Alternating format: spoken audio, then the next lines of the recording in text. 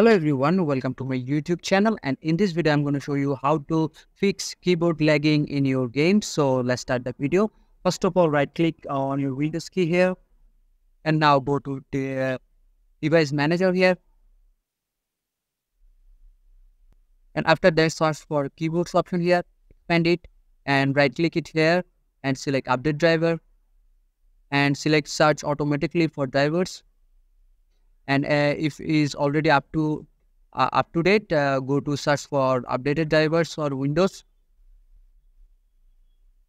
Update your Windows PC, and if this doesn't work, then go to this again and click update driver, and here click browse my computer for drivers and select, let me pick from the list and install one by one and see if the problem is solved or not.